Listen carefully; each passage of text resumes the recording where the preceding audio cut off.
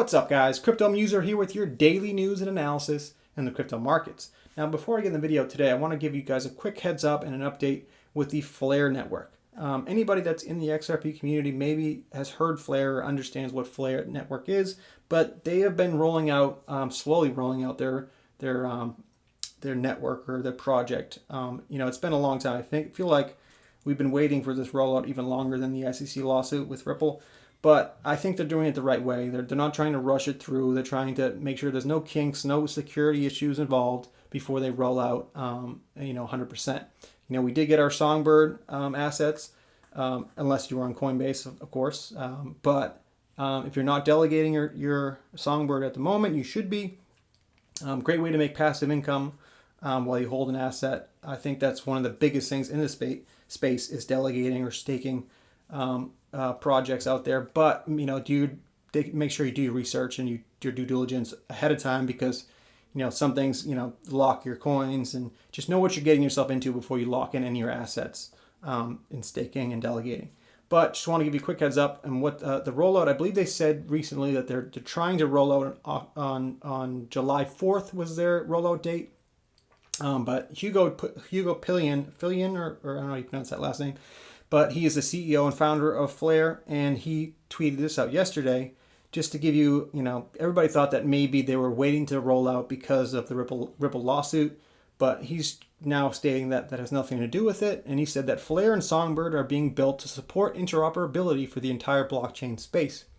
FA assets for non-smart contract tokens, and layer cake for smart contract tokens. The case against Ripple does not determine the Flare launch date. So good thing he cleared that up for us. And I think there's also an interview with him and some people involved with Flare to give us more information on everything that they're doing. And I believe that's going to be April 27th. I'm pretty sure, don't quote me on that, but I believe it's April 27th where they're going to have an interview and talk more about the launch date and about what they're doing. I also will try to put a video out after that interview to give you guys more information on that, because I believe a lot of people within the XRP community really care about the Flare network and what they're doing, because we are obviously going to get a bunch of Flare tokens if you own a lot of XRP tokens, or if you did during the airdrop.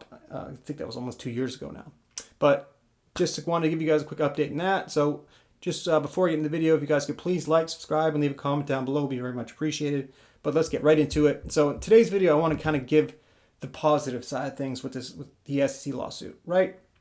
Yesterday we talked about, we delayed, now we might delay until, next March of 2023? I mean, I know that sounds depressing, and that sounds like this lawsuit will never end, and I saw a lot of comments on the video yesterday of like, really? Are we going to have to deal with this until 2023, really?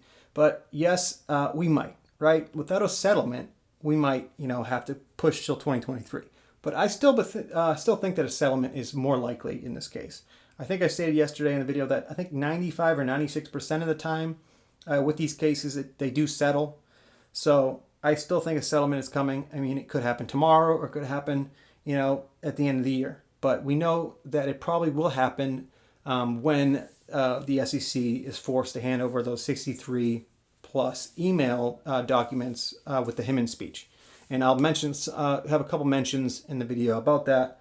But let's just, so Bearable Bull tweeted this out. XRP reached $2 during this case. I believe XRP will still rise to $10+ during the alt season, even while the case is going on.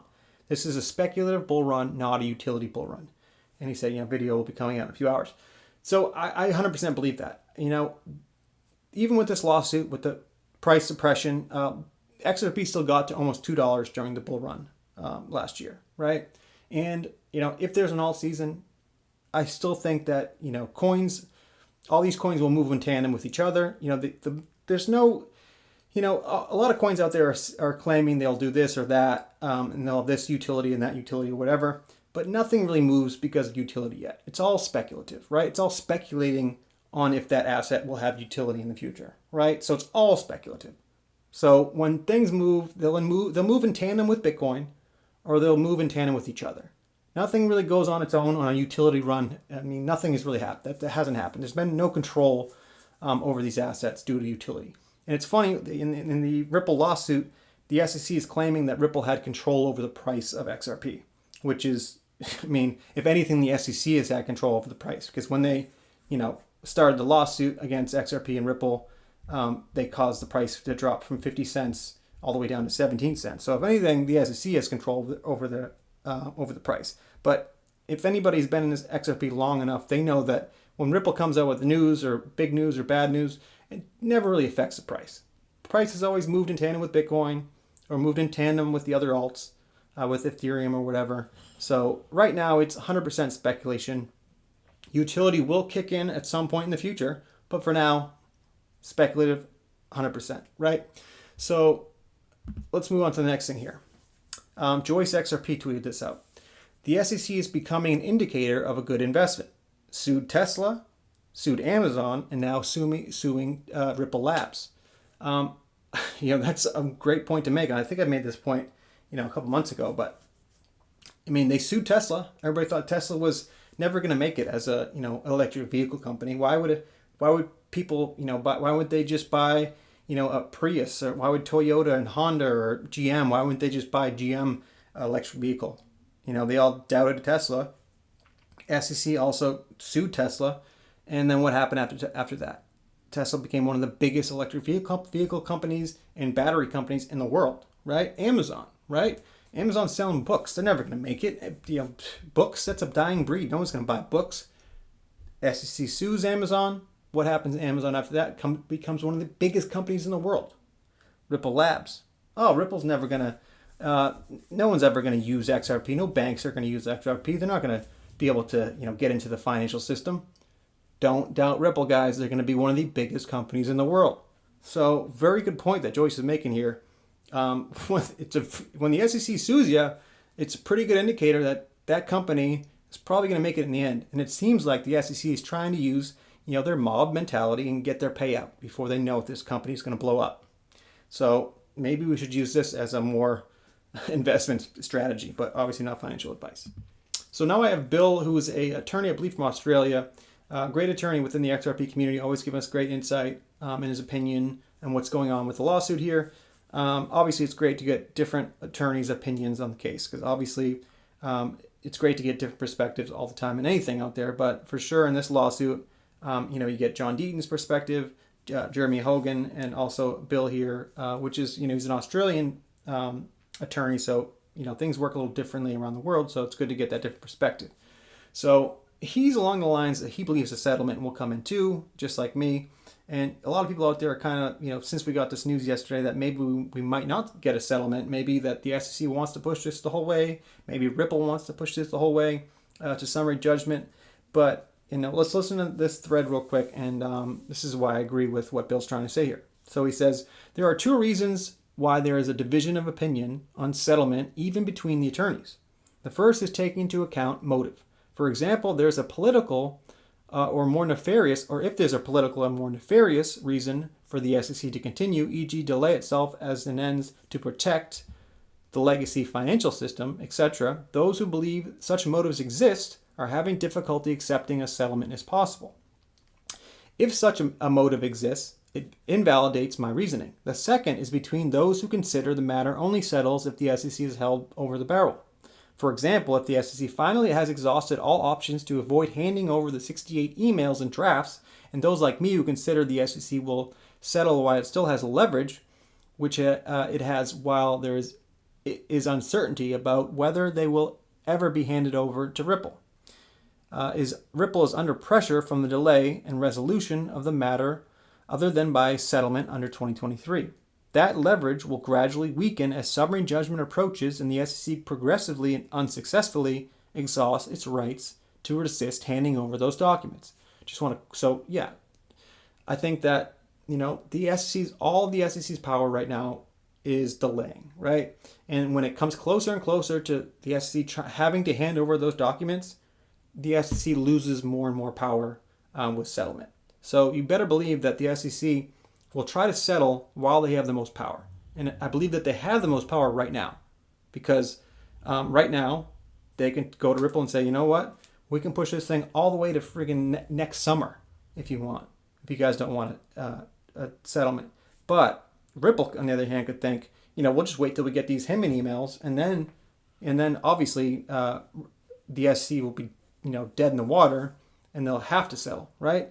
But, the SEC cannot wait for that, right? They have to, like I said, they have to, get the settlement when they have the most power. And I believe that they have the most power right now. So that's why I think if we do get a settlement, it will be in the next couple months or so.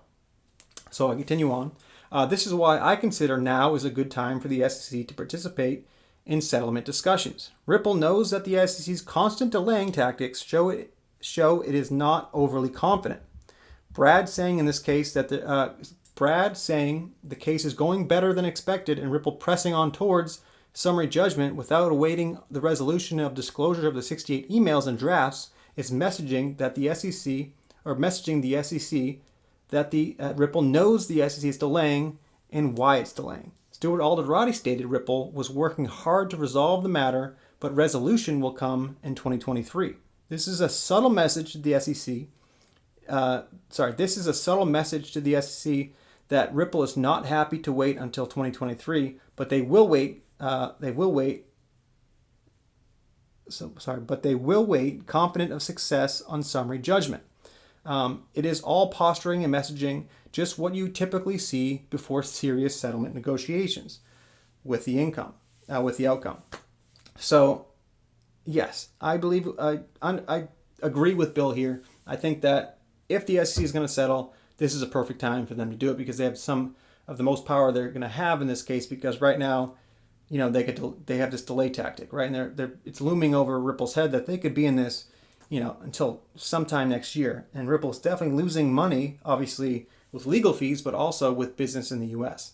So, yes, the SEC has the most power right now, but, we'll see if Ripple will even do that. Because Ripple knows they will win, so it all depends on if Ripple wants to get those emails, or it all depends on if Ripple wants to take this all the way and really help out the whole crypto community. But at the same time, you got to believe, Ripple's a private company. They want this to end, as soon as possible. If they can settle this, and maybe the SEC has more power to go up to the rest of the crypto community or rest of the crypto space. Yeah, that would be terrible for other crypto projects out there. But Ripple can't think about everybody else, right? They have to think about themselves. They are a private company. So this is the thing that kind of, if they're having settlement talks, these are the conversations they're having. So, like I said, I agree with Bill here. I think that if we do see a settlement, it will be in the next couple months. If we don't, then we could be, sitting in this for the long haul here. So, I guess we'll find out soon enough. So the next tweet I have here is from Rothschild von Bilderberg. It was just a great thread I just saw recently, and a great way to look at the big picture and what's going on in this lawsuit, and also what's going on with XRP as a whole. So let's just read the thread here. The day the lawsuit was filed, the XRP price dropped from sub 55 levels to sub 21 cent levels. But on the same token, right, the same token XRP, the price moved to nearly $2, which was around 800%, all during the same lawsuit without any solid news or hint that Ripple was winning the case. Understand that there's a serious price manipulation. Market makers are heavily in control, obviously. So there's serious price manipulation in play here that goes beyond anything that anyone can ever comprehend. Our collective common senses are telling us that the whole shenanigan between Ripple and SEC is too odd for words. So trying to find a logical price action pattern from the YouTube's TA video or a hint on a baby turtle's picture of Joel Katz is a waste of our precious time. Don't let them pimp your emotion. I love that quote, by the way. Don't let them pimp your emotion. This lawsuit can be over in 2025, or it could be over sometime tomorrow when you wake up. In both scenarios, you won't be able to anticipate it or see it coming. Otherwise, it would be too easy. They have a timeline that you are not part of. You are just a pawn, and distraction is the grand scheme of things, just like Brad Garlinghouse has told you time and time again. Long story short, HODL, dollar cost average, diversify, and think long term. One thing's for sure, we're early adopters in one of the greatest digital assets in the space, and we're on the right side of history. That should put your mind at ease. If you made it this far, God bless you. So, I mean, great thread, I thought, just because, if you're already here in the space, right, you're in the right place.